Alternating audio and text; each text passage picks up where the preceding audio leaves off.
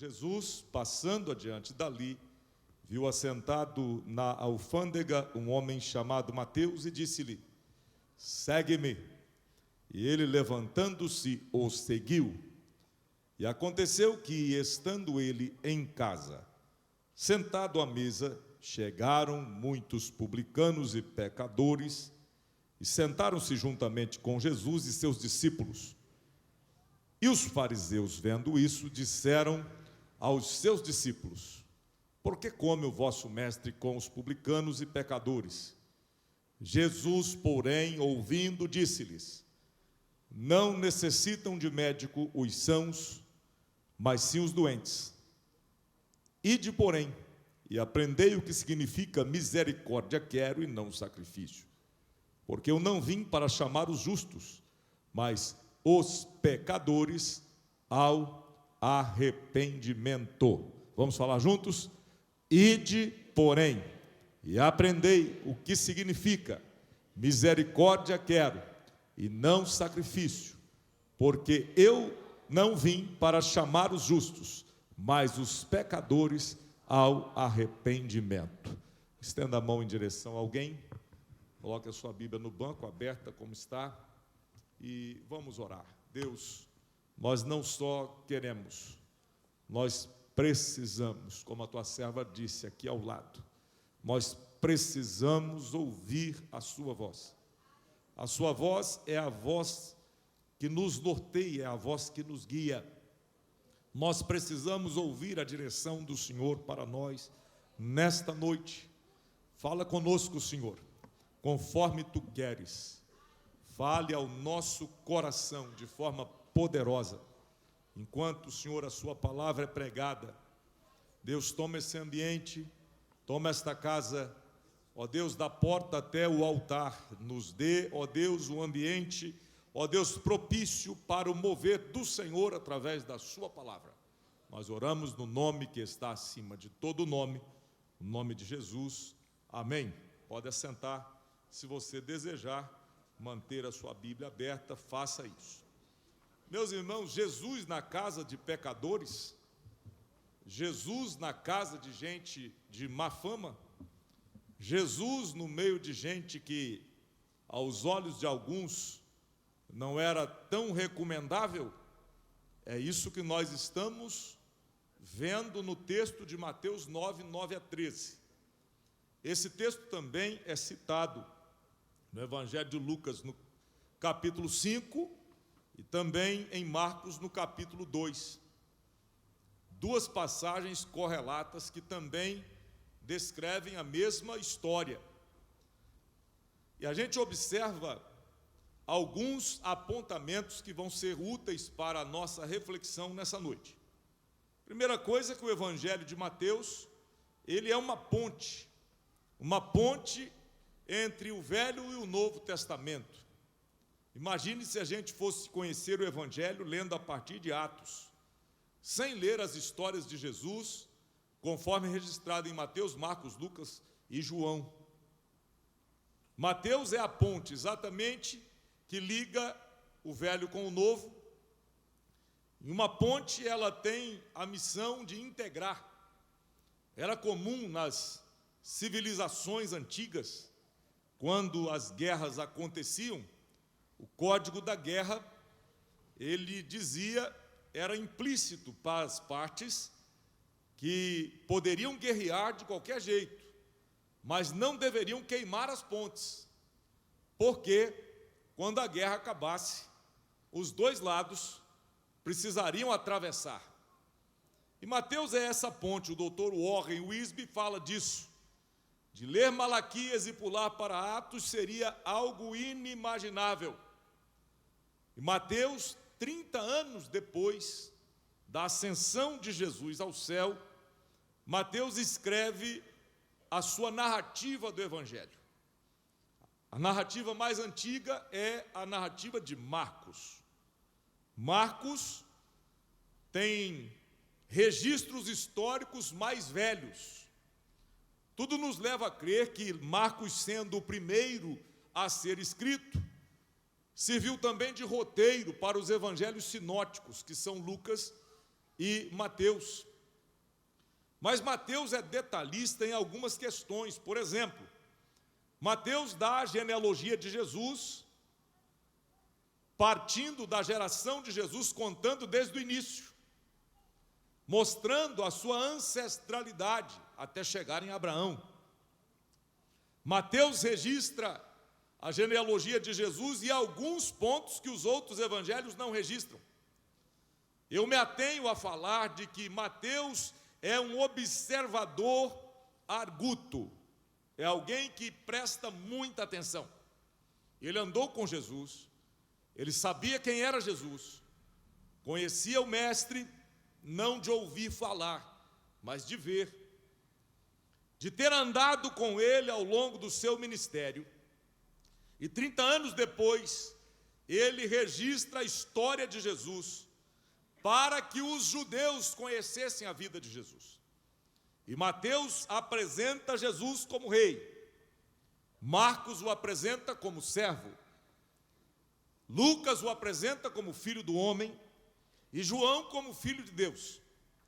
E Mateus, na sua narrativa, ele mostra, por exemplo, a restauração de todas as coisas, porque quando pegamos o livro de Gênesis, que é o livro dos começos, o primeiro livro do Velho Testamento, a gente vê a criação, a queda, o pecado, o homem se perdendo.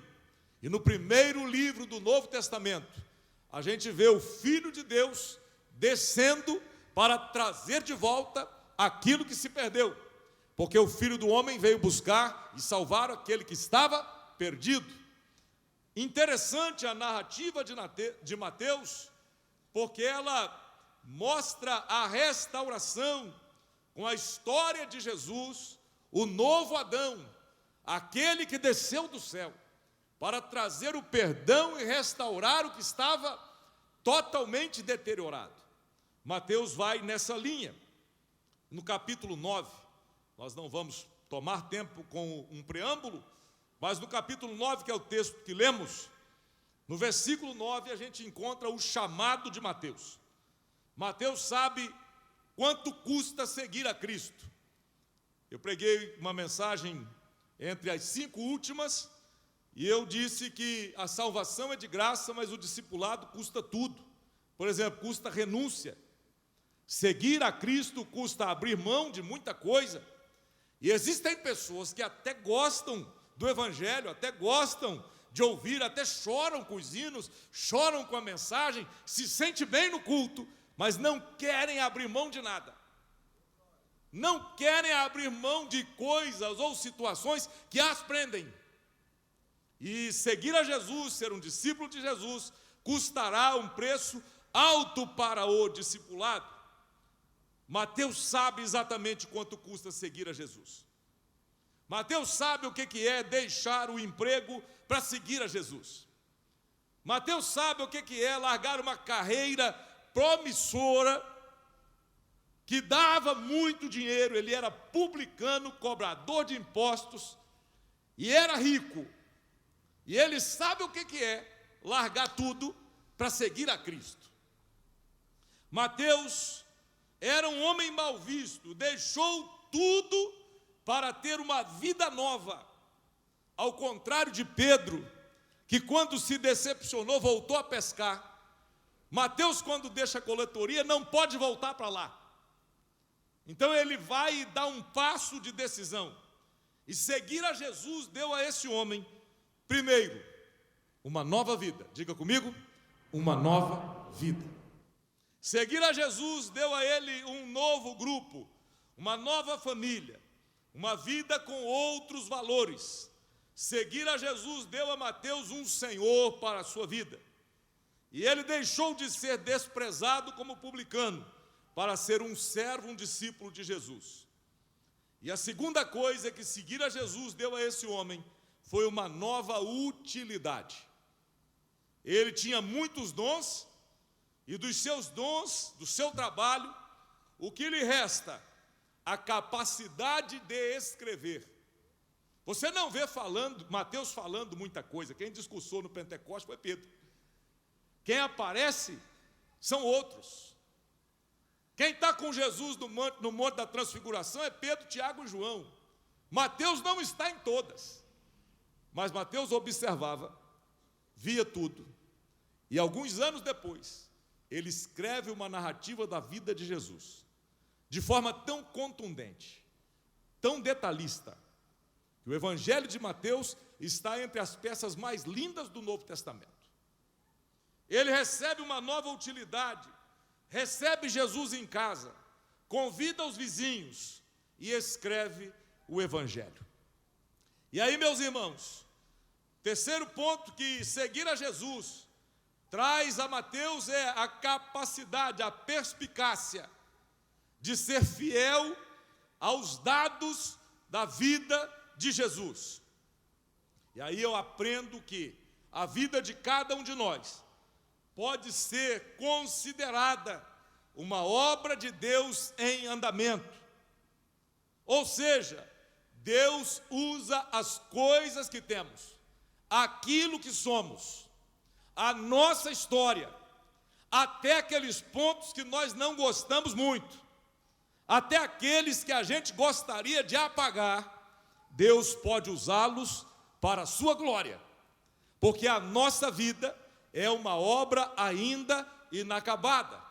Aí eu me lembrei, já contei aqui, do pastor que aprendeu a dirigir mais velho, já era bem coroazinho, quando foi aprender a dirigir, e era muito barbeiro, fazia barbeiragem à beça, e as pessoas da cidade ficavam observando ele fazendo as barberagens, e alguém falou para ele foi, mandou fazer um adesivo, pôs no vidro do carro: tenha paciência, a obra que Deus está fazendo na minha vida ainda não acabou, Deus ainda está trabalhando, na sua vida Deus também está trabalhando.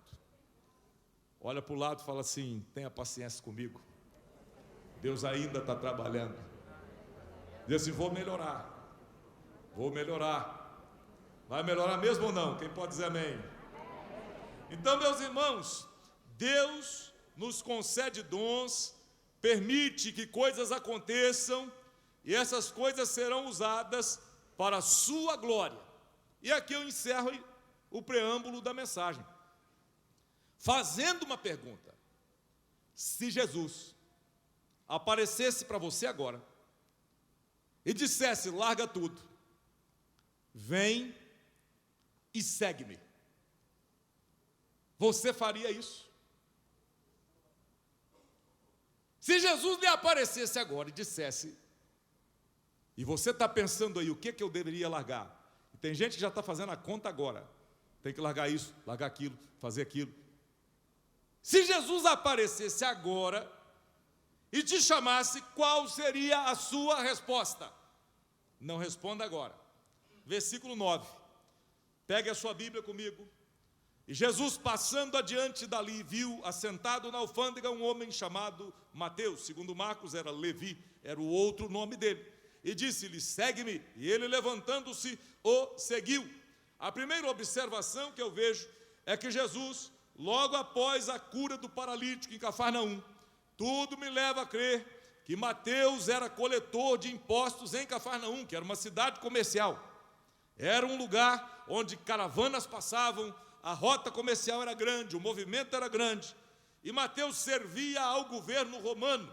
E Jesus, saindo daquele quadro da cura do paralítico, Jesus agora passa na coletoria, ou passa no local de trabalho, e Jesus vê Mateus. Meus irmãos, o fato de que Jesus o tenha visto fez toda a diferença, faz toda a diferença para alguém, quando esse alguém é visto pela pessoa de Jesus. Muitas vezes nós chegamos em algum lugar e nós não queremos ser vistos. Tem pessoas que chegam em determinada situação, dizem assim: não precisa falar que eu estou, não precisa me apresentar, deixa eu aqui nesse cantinho mesmo, não fala que eu cheguei, quer chegar sem ser visto, sair sem ser notado. Algumas pessoas querem passar discretamente por algumas situações. Mateus estava trabalhando, e Jesus passando por lá, Jesus o viu. Quando Jesus o viu, Jesus o chamou. E aí a gente pode observar algumas coisas. Quais são os parâmetros de Jesus para ver e chamar alguém? Porque é certo que nós podemos passar por algumas situações e fingirmos que não vimos alguém. É certo que nós podemos chegar em algum lugar e, de repente, não queremos ter o contato com determinada pessoa. Eu falo nós porque é algo que pode acontecer com qualquer um de nós. Ficar desconfortável na presença de alguém. De repente, alguém com a fama que Mateus tinha, só para você ter uma ideia. Mateus era publicano. Zaqueu também era. Mateus em Cafarnaum e Zaqueu em Jericó. Eram colegas de profissão. E tem algumas pessoas que nós não gostaríamos que fossem associadas a nós.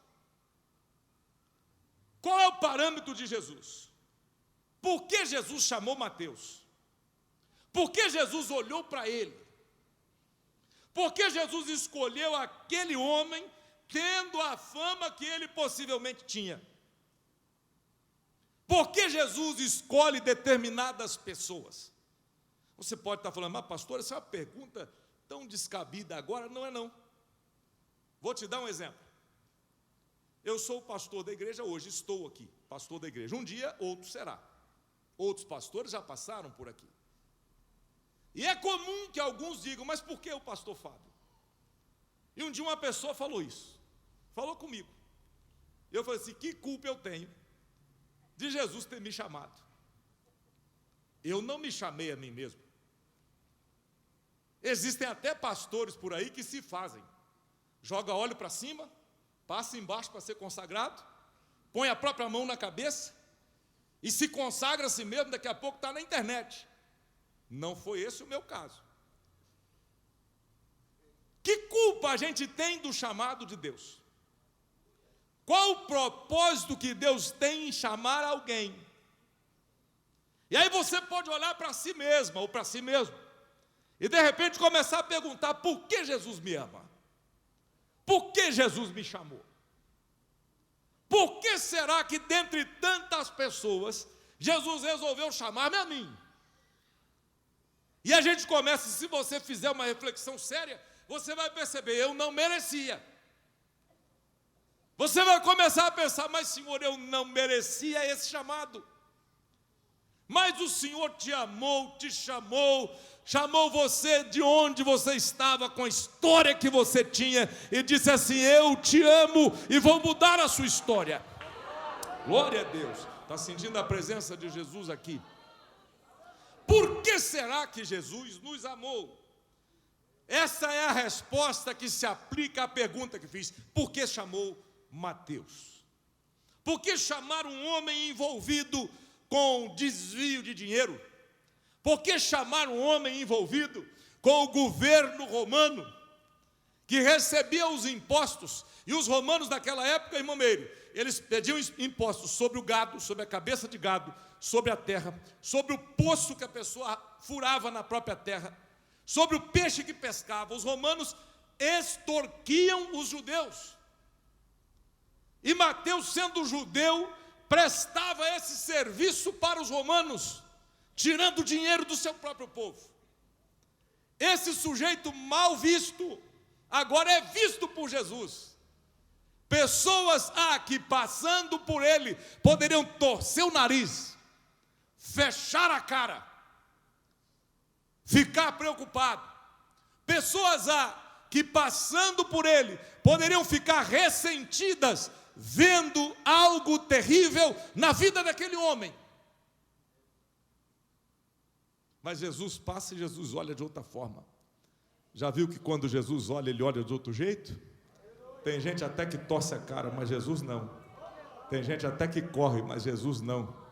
Tem gente até que vai fingir que não viu, mas Jesus não. Jesus vai olhar. Tem gente que vai fazer pouco caso, mas Jesus não. Jesus se importa. Eu não sei, talvez Jesus esteja falando com você hoje. Ele se importa com você, Ele se importa com a sua história, Ele se importa com o seu coração, Ele se importa com a sua família, Ele se importa com aquilo que ninguém está importando, Ele se importa. Você pode levantar uma das suas mãos para o céu e glorificar o nome de Jesus. Ele se importa. Jesus passa na coletoria, Jesus vê o homem, Jesus se importa, Jesus fala com ele. Por que Jesus chamou esse homem? E aí eu tenho uma resposta que a palavra de Deus diz isso. Ele chamou aqueles que ele quis. Jesus chama quem ele quiser.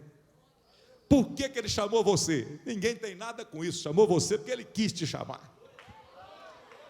Por que ele chamou você? Por que ele se importou com a sua história? Porque o Senhor se importou com você por si mesmo. Antes que nós o amássemos, Ele nos amou primeiro. Antes que nós o desejássemos, Ele nos desejou primeiro. Antes que nós o quiséssemos, Ele nos quis primeiro. Levante a sua mão para o céu e vamos adorá-lo, porque Ele quis nos amar, ou porque Jesus me ama. Eu não posso explicar, mas a ti também te chama, pois deseja te salvar. Mãos para cima, adorando o nome de Jesus. Vamos orar pela irmã Neida. Vamos ficar de pé, igreja, em nome de Jesus. Irmãs, por favor, fiquem ao lado dela. Pode vir aqui e ajudem a orar. Depois podem, se ela desejarem, ir ali ao lado, tomar uma água, não tem problema. Estendam as mãos para cá. Nosso Deus é Deus de milagre. O nosso Deus é Deus que cura, é Deus que faz. E nós vamos orar agora, em nome de Jesus. Pastor Mauro, faz favor, pega o óleo, vai ali ungir a nossa irmã. Deus, em nome de Jesus, Senhor, Tu és o Senhor que sara, Tu és o Senhor que faz, e nós cremos, Senhor, que o Senhor é Deus poderoso. Repreendemos agora todo mal, repreendemos agora, ó Deus, a enfermidade. Te pedimos agora um sinal da Tua gloriosa presença. Faz a Tua obra, Senhor, nesta noite, pois Tu és Deus poderoso, Deus santo, Deus justo. Manifesta a Sua glória em nosso meio, para a glória do nome de Jesus. Toda enfermidade, a igreja diz comigo, saia em nome de Jesus. Que o milagre chegue agora. Todo mal, saia em nome de Jesus, para a glória do nome de Jesus. Amém. Pode ir com ela ali ao lado, dê uma água, sente no seu lugar.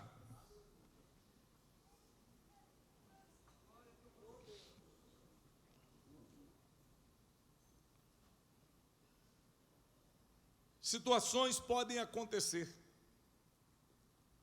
O homem está sentado na coletoria e de repente Jesus lhe vê. Nós esperamos que Jesus nos veja e queremos que Ele nos veja. Mesmo Mateus sendo a pessoa que era, Jesus convivia com pecadores publicamente e desafiava o sistema. Jesus se importava. Isso mostra-me a mim, olhe para cá, que Jesus tem autoridade sobre qualquer coisa. Jesus tem poder sobre qualquer coisa. A autoridade de Jesus sobre o sistema, sobre a oposição religiosa, a autoridade de Jesus sobre a crítica que lhe era dirigida. E Mateus, ao ouvir o chamado de Jesus, e aí é que me chama bastante a atenção, eu fiz a pergunta, se Jesus lhe chamasse agora, o que você faria? Aliás, a gente às vezes fica pensando que vai ter tempo, e pode ser que Jesus esteja chamando alguém hoje. A irmã passou mal aqui, se fosse você. Alguns meses atrás, no dia da ceia, o tio do pastor Mauro, irmão Manuel Andrade, passou mal sentado ali, chegou no hospital e morreu. E se fosse você? Pode não dar tempo. Jesus te viu, te chamou, mas você respondeu? Mateus respondeu. Mateus decidiu. Tomou uma atitude. Talvez pensando bem, ele dizia assim, não, eu ganho tanto por mês de salário, comissão dos impostos, propina, ganho tanto, se eu sair daqui agora eu vou perder esse rendimento. E já viu que a gente faz conta do que a gente vai perder, e a gente adia a melhor decisão da nossa vida. Pode não dar tempo. Tem pessoas que estão só esperando o chamado, elas já estão cansadas. Sabe o que eu vejo, irmã Esther, em Mateus? Eu vejo em Mateus aquele homem que, tendo ouvido o Evangelho, tendo visto a pessoa de Jesus, já cansado do pecado, ele resolve se levantar e se colocar aos pés do Salvador. Aquele homem que já cansado do fardo que carrega, ele agora vê a chance de mudar de vida. Jesus aparece e fala assim: vem e segue-me. Ele larga o dinheiro, larga o emprego, larga os amigos, larga tudo e vai seguir a Jesus. Porque tudo tem um limite. Olha para cá. Deus está te dando tempo. Deus está te dando tempo e tudo tem um limite. Aquele homem estava no limite da decisão. E ele toma a decisão mais importante da vida. Ele renuncia à sua própria vida para seguir a Jesus. A pergunta é: você faria o mesmo? Renunciaria à sua própria vida para seguir a Jesus? No versículo 10, depois que ele toma a decisão, a Bíblia já mostra Mateus em casa. Pega o texto aí. Aconteceu que, estando ele em casa, sentado à mesa, chegaram muitos publicanos e pecadores, sentaram-se juntamente com Jesus e seus discípulos. E os fariseus, vendo isso, disseram aos seus discípulos: por que o vosso mestre come com os publicanos e pecadores? Agora Mateus já não está mais na coletoria, está em casa. Estando em casa, Jesus é convidado para ir à sua casa.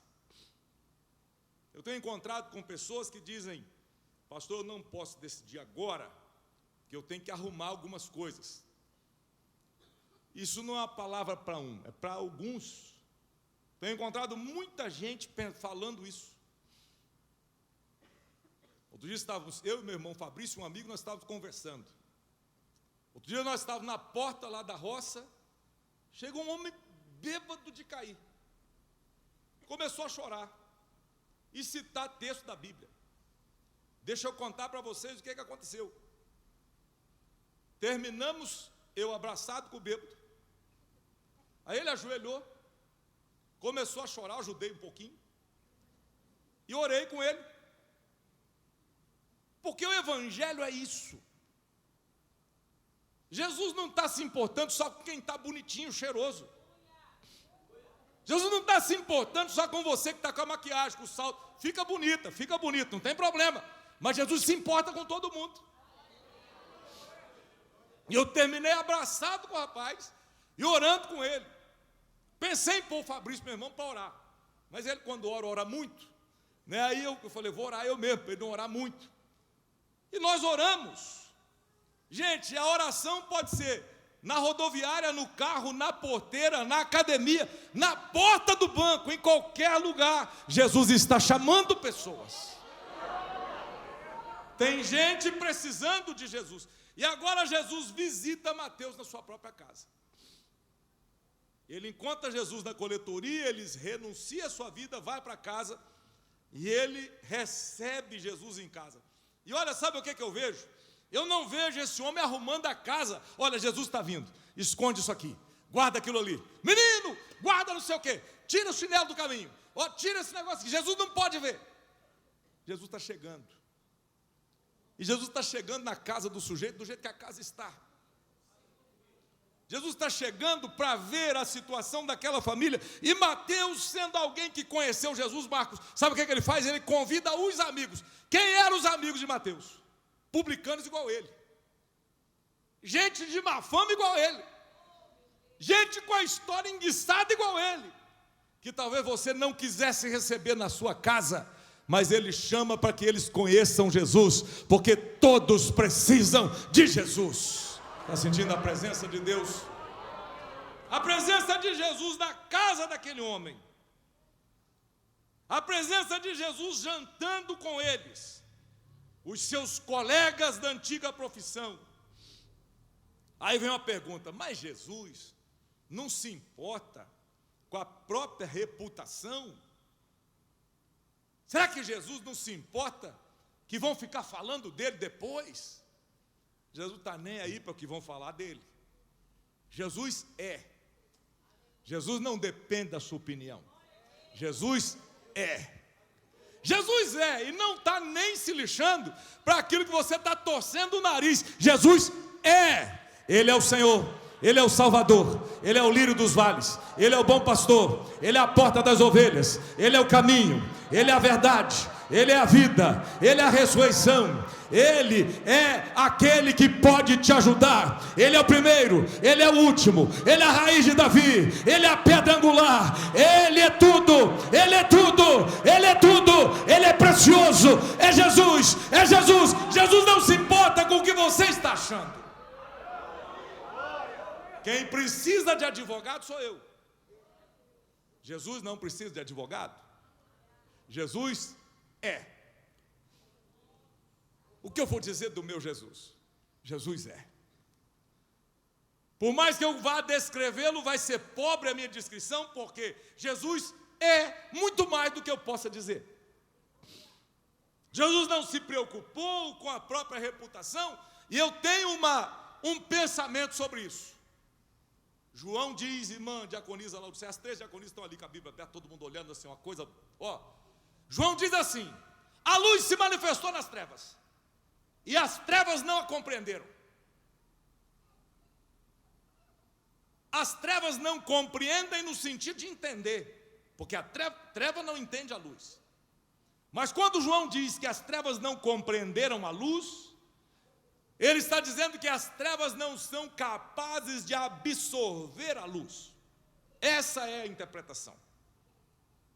Aí eu quero te dizer, a casa é de má fama, as pessoas são de vida errada.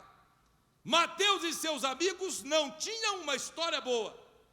Talvez fosse gente que eu não gostaria de ir na sua casa, ou você. Mas quando a luz chega, as trevas vão embora. Quando Jesus chega, a história é mudada. Quando Jesus entra na casa, a casa não é a mesma casa. Quando Jesus entra na história, a história não é a mesma história. Quando Jesus entra na vida de alguém, a vida não vai ser a mesma vida. Você era, não é mais. Você estava, não está mais. Você foi alguém perdido, não é mais. Você estava indo para o inferno, agora vai para o céu, porque Jesus te achou, Jesus te amou, Jesus mudou a sua história. Porque quando Jesus entra, a história muda. A luz vence as trevas. E aí nós não podemos temer. Nós estamos no mundo. Devemos pregar o evangelho aos perdidos. E o que é o evangelho? O evangelho, pregador, irmã Tuane, é o poder de Deus. O que é o evangelho? O evangelho é a chave que abre as algemas. O que é o evangelho? O evangelho é a força que põe o morto no pecado de pé com vida eterna. O evangelho é aquilo que ninguém pode fazer. O que é o evangelho? É a boa notícia de salvação de Deus, que deu o seu Filho para morrer na cruz, para que você, para que eu tivéssemos e tenhamos a esperança da vida eterna. O que é o evangelho? O evangelho é o que desvenda os nossos olhos. Tenha os seus olhos abertos hoje pelo poder do evangelho e enxergue a verdade de Cristo. Escamas precisam cair dos seus olhos. O evangelho pode transformar qualquer pessoa. Mas Jesus, estando na casa de Mateus, de repente aparecem eles. Quem? Os fariseus. Eita raça ruim. Os fariseus não prestavam. Quem eram os fariseus? Eram os chatos. Fariseus eram os santarrões de plantão. Eram os mais santos do que Deus, o mais justo do que todo mundo. Quem eram os fariseus? Os fariseus eram os policiais religiosos, que ficavam vigiando, os detetives religiosos, que ficavam vigiando a vida dos outros. E vigiando a vida de Jesus para tentar pegar em Jesus em contradição. Que peito deles, né? Podia achar problema em mim, mas em Jesus. E eles ficavam vigiando. Eram os chatos, os santarrões, que tentavam pegar Jesus em contradição.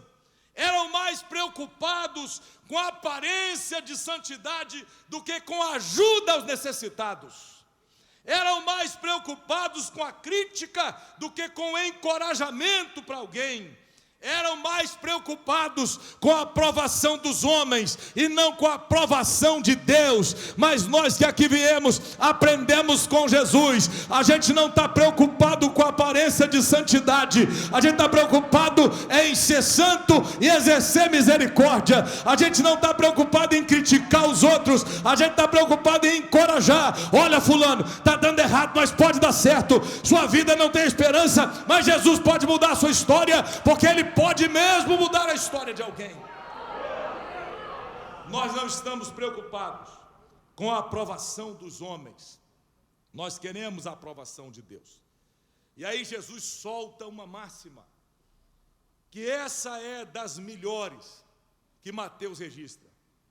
Jesus, conhecendo o coração deles, vendo a crítica deles, sabendo que eles o criticavam porque estava comendo com pecadores, na casa de gente não recomendável, Jesus diz assim: olha, os sãos não precisam de médico, mas sim os doentes. Ou seja, quem precisa de Jesus são aqueles que têm problema. E um dia alguém disse assim: ah, mas lá na igreja tem muita gente errada. Eu falei: glória a Deus. Glória a Deus por quê? Glória a Deus porque os sãos não precisam de médico, e sim os doentes. A pessoa tem problema, o lugar dele é na igreja. A pessoa pecou, o lugar dele é na igreja. A pessoa caiu, o lugar dele é na igreja. O sujeito atrapalhou a vida na família, o lugar dele é na igreja. Está com problema para caminhar, para viver, o lugar dele é na igreja, porque aqui Jesus vai trabalhar a vida dele. Os sãos não precisam de médico, quem precisa de médico são os doentes. E aí eu tenho uma notícia para dar: a igreja é um hospital. Todos nós estamos em tratamento. Tem gente que já saiu do soro, tem gente que só precisa de uma novalginazinha, mas tem gente que está precisando de amputar alguma coisa, tem gente precisando cortar algum pedaço. Não é a língua, né? Só na outra igreja que tem, aqui não tem. Tem gente precisando perder algumas coisas. E Jesus de Nazaré é o médico dos médicos, que pode não só dar o remédio, mas também amputar o que precisa ser amputado. E se Ele tiver que fazer a obra, diz: pode fazer, Senhor, estou aqui. Porque nós estamos aqui como vasos nas mãos do oleiro para ser trabalhado. Você está aqui para ser trabalhada por Deus, para ser trabalhado por Deus. Quem está sentindo isso, levante a mão. Deus quer trabalhar na sua vida. Tem coisa que Ele já fez na vida do irmão, não fez na sua. Tem uma notícia: Ele vai fazer hoje, vai fazer daqui a pouco. Continua caminhando, porque Deus continua trabalhando, continua fazendo, continua sendo o Senhor. Ele continua fazendo coisas que só Ele faz. E aí, meus irmãos, eu percebo, já caminhando para o final, que Jesus não está preocupado com popularidade.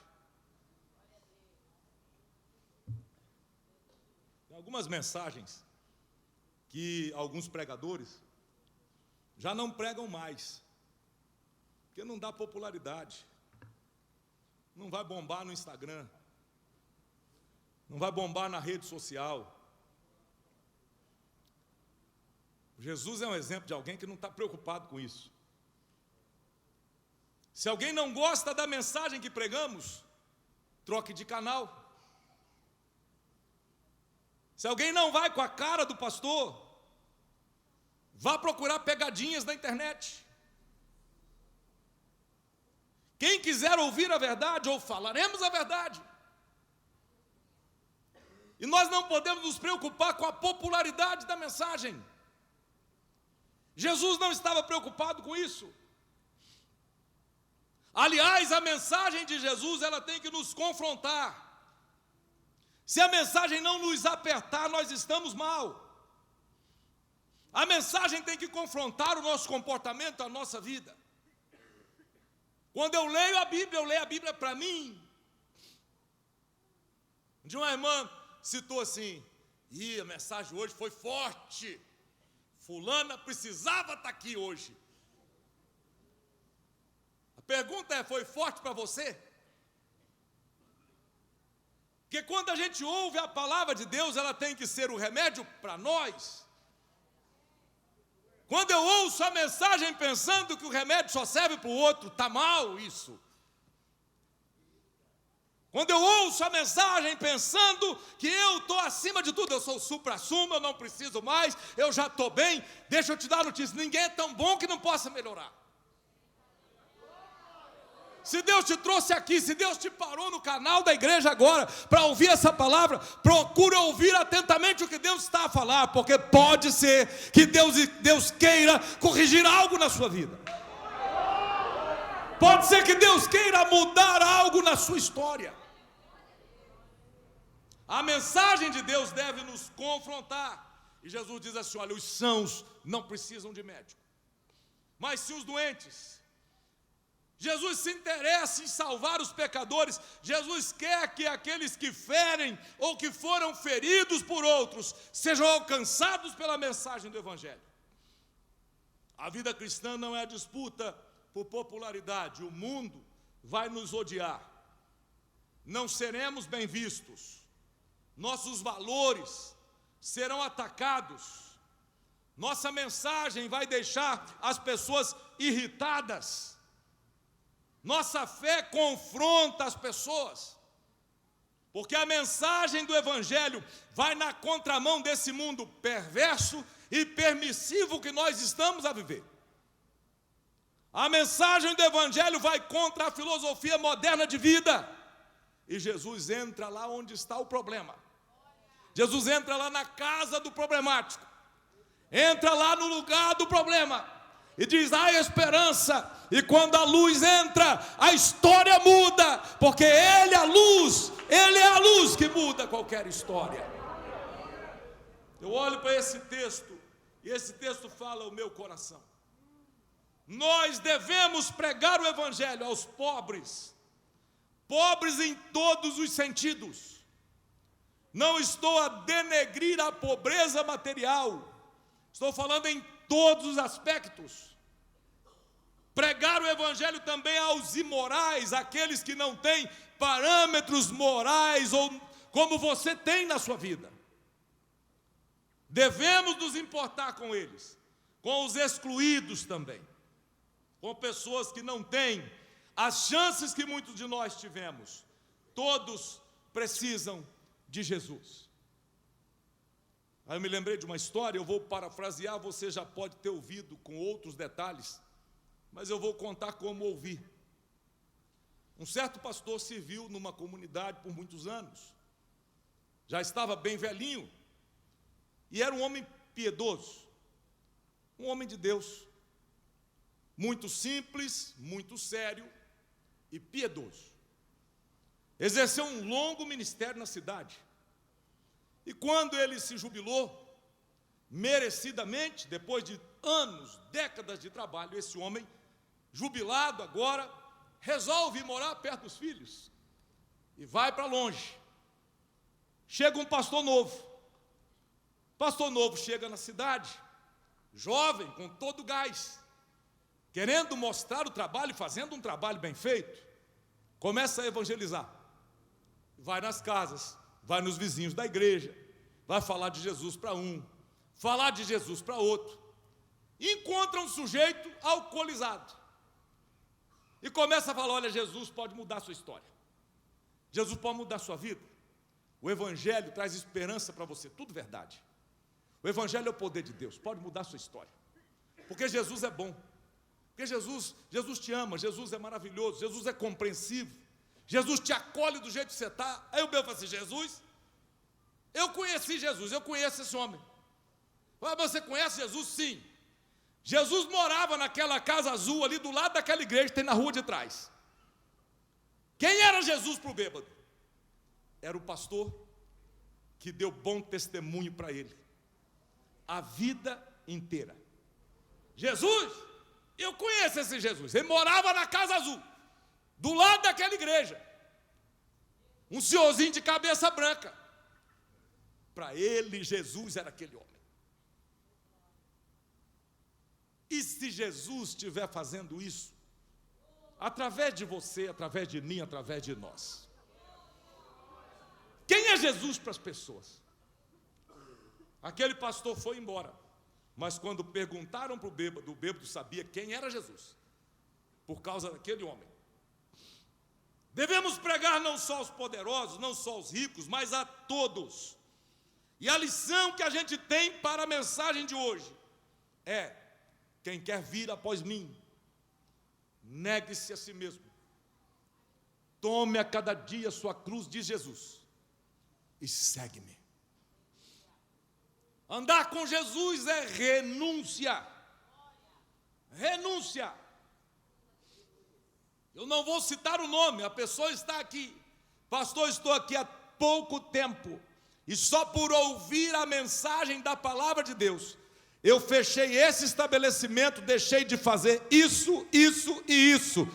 O Senhor nunca me cobrou, nunca falou nada, mas o Espírito de Deus me incomodou, e eu mudei a minha vida. É isso que Jesus faz. Seguir a Jesus implica em renúncia. Outra coisa, seguir a Jesus implica em tomar uma atitude. Mas o que os meus amigos vão dizer? O que as pessoas vão falar? O que a minha família vai dizer? Salvação individual. Ame a sua família, mas cuide da sua salvação. Ame os seus amigos, mas prefira Jesus aos amigos. Coloque Jesus em primeiro lugar, porque se você colocar os amigos em primeiro lugar, tem coisa que Jesus faz por você, que os amigos nunca poderão fazer. A atitude de seguir a Cristo é algo que só você pode tomar. Aliás, eu tenho uma lista de uns 10, que se eu pudesse eu tomava atitude por eles. Se eu pudesse eu entrava lá, programava, ligava um cabo USB, resetava tudo, formatava, colocava um monte de coisa na cabeça da pessoa. Ah, se eu pudesse, mas eu não posso. Salvação individual. Escapa-te por tua vida hoje. O que os teus amigos vão dizer, as favas isso. O que vão dizer não importa. Você precisa tomar uma decisão. E aliás, estou a falar também para crentes que quando estão no meio dos amigos não são tão crentes como deveriam ser. Que quando estão no meio da roda, da patota, nem parece que são. Jesus está dizendo: eu te vi, eu te achei, eu te chamei, mudei a sua vida para você dar fruto e para você ser luz na faculdade, no trabalho, na rua, na família, onde você passar, a luz de Jesus tem que chegar. Pode ser que alguém lá na frente diga: Jesus, eu conheço, morava na Casa Azul, na rua do lado. Jesus, eu conheço, trabalhava naquela loja, trabalhava naquele banco, trabalhava naquela academia, trabalhava naquele escritório. Porque a forma das pessoas verem Jesus é olhando para nós. As lições que a gente aprende é que todos precisam de Jesus, que todos nós precisamos entender o que é ter misericórdia, e que estejamos mais preocupados com a misericórdia do que com a aparência, com o encorajamento de quem caiu, do que com a crítica, com a aprovação de Deus, mais do que com a aprovação dos homens. A lição que a gente aprende é que a justiça é maior do que qualquer ritual religioso, que o ritualismo e a retidão exterior não compensam a falta de amor de ninguém. Seja crente, seja santo, mas tenha mais amor do que isso. Seja sincero e sério, mas seja mais misericordioso e não excessivamente justo. Seja alguém que reflete a presença de Jesus, porque Jesus veio para os pecadores, e todos pecaram. Põe a mão no peito e diga: inclusive eu. Todos, inclusive eu. Todos, inclusive você. E é por isso que Jesus disse: os sãos não precisam de médico, e sim os doentes. E eu aprendi desde cedo, criado na casa de pastor, filho, neto, aprendi desde cedo que eu não posso me salvar. Eu preciso de um Salvador. Eu aprendi desde cedo que eu sozinho não posso resolver a minha vida, que eu preciso de Jesus. E um dia bem cedo, com 12 anos, eu me batizei, mas antes disso eu tomei uma decisão. A decisão de entregar a minha vida a Jesus. Eu reconheci que eu precisava dele, porque tinha coisas que só ele podia fazer. Tem coisas que só Jesus pode fazer. Você sozinho não poderá fazê-lo. Os sãos não precisam de médico. E Jesus diz assim: porque eu não vim chamar os justos, mas os pecadores ao arrependimento. E este é o último prego da mensagem. Evangelho sem arrependimento não é evangelho. Vida cristã sem arrependimento não é vida cristã. Parecer crente sem se arrepender, sem mudar a rota, não é ser crente. Servir a Deus implica em arrependimento, mudança de vida, total mudança de vida. O último prego da mensagem é: sem arrependimento não há conversão. Sem arrependimento não há mudança. E não há arrependimento sem mudança de conduta.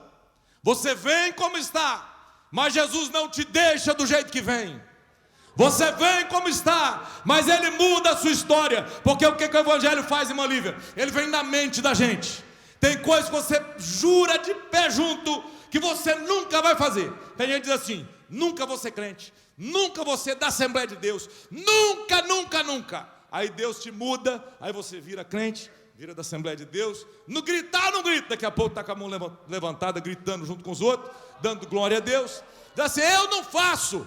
Se Jesus te chamar, você faz. E tem coisa que você diz assim: isso aqui eu não abro mão. Eu não abro mão desse vício, eu não abro mão desse pecado, eu não abro mão desse comportamento. Aí você vai, toma decisão, você entende o Evangelho, o arrependimento entra no seu coração. Aí Tiago, o sujeito vai dar uma pisada na faixa. Quando pisa na faixa, o Espírito Santo diz assim: opa, aí nem dorme. Aí já fica preocupado, fala: meu Deus, o que eu fiz? Aí perde a paz com as coisas, porque ele agora tem a luz do Evangelho.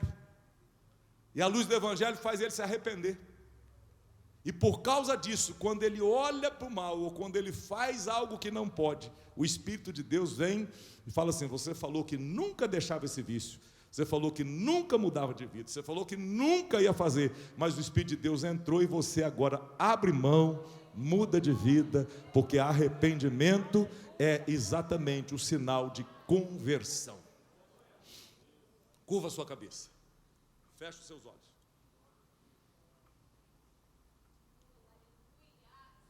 Músicos podem vir para o lugar.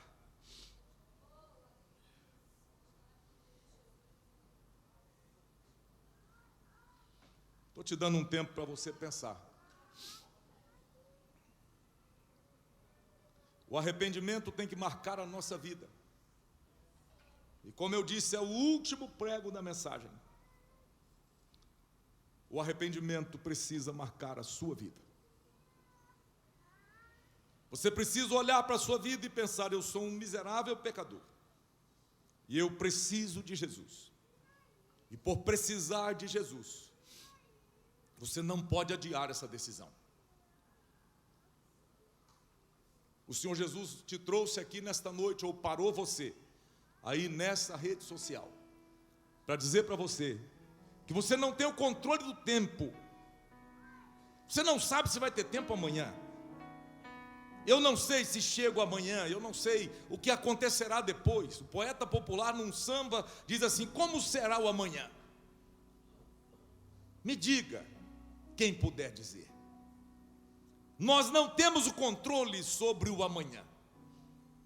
Mas nós cristãos não cantamos o samba dizendo como será o amanhã. A gente canta assim: porque Ele vive. Eu posso crer no amanhã. Porque Ele vive, temor não há. Mas eu bem sei, eu sei que a minha vida está nas mãos do meu Jesus, que vivo está. Oh glória! Você não está preocupado com amanhã? Tem pais aqui que eu tenho certeza que estão preocupados. Tem trabalhadores preocupados com o trabalho de amanhã, tem pais preocupados com a saúde de alguém, do filho. Eu sei, preocupações são legítimas, mas nós não estamos como o sambista querendo saber como vai ser o amanhã, para antecipar as alegrias ou as tristezas. Nós descansamos em Cristo, porque eu sei, bem sei, que a minha vida está nas mãos do meu Jesus que vive está. De olhos fechados como você está, eu não sei. Eu, se não fosse uma pessoa já decidida, Dani, eu tomava a decisão hoje. Se alguém fizesse um apelo, tendo explicado o Evangelho para mim, eu entendido o Evangelho, eu tomaria a decisão hoje. Pode ser que tenha alguém entre nós que precise tomar essa decisão. Você pode estar adiando. O que falta, fulano? Falta pouco. Está quase. E aí? E se o amanhã não chegar? E se não der tempo? Tem coisa que você não vai mudar sozinho. Quem vai mudar você é Jesus. Quem vai mudar sua vida é Jesus. Quem vai mudar sua história é Jesus. Só Ele pode mudar a história de alguém. Grandioso Deus, Pai querido, nós te agradecemos, ó Pai, pela Tua palavra. Te agradecemos, ó Deus Todo-Poderoso, por estarmos essa noite te adorando. Queremos entregar a nossa semana em Tuas mãos. Queremos, ó Pai Todo-Poderoso, nos render a Ti, Senhor, no decorrer desta semana. Se conosco, ó Pai Todo-Poderoso, nos ajuda em nome de Jesus. Estenda sua mão para cá. Que o grande amor de Deus, as doces consolações do Espírito Santo, seja com todos aqueles que o amam e aguardam a sua vinda. Que possamos dizer todos juntos: amém.